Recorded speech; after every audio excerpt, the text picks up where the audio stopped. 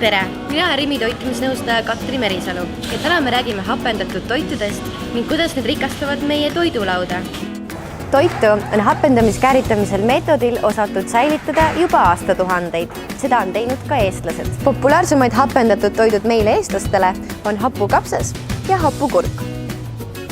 Hapendatud toitude söömine aitab kaasa paremale toitainete omastamisele seedekulglas. 100 grammis värskes hapukapsas on sama palju C-vitamiini kui ühes sidrunis. Hapendatud toitude, näiteks hapukurgi söömine, aitab ennetada haigestumist, sest tugevdab sinu immuunsüsteemi.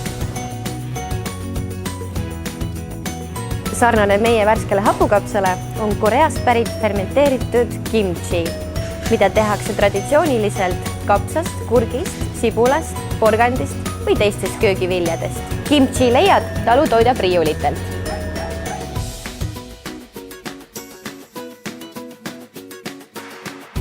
Kombucha on iidsete Hiina traditsioonide järgi fermenteeritud teeseenejook, mis sisaldab palju vitamiine, probiootikume ja seedeensüüme.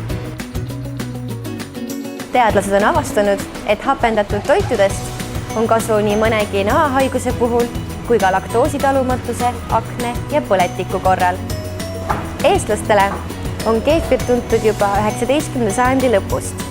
Vahemeremaades tunti hapendatud piimajooke aga juba antiikajal ja seda just ennekõike nende tervislike omaduste tõttu. Tänu hapendamiskääritamise säilivad toidud kauem, ka oliivid kuuluvad hapendatud toitude hulka. Fermenteerimise ehk kääritamise meetodil tehtud toidud mõjuvad hästi meie soolestiku mikrofloorale.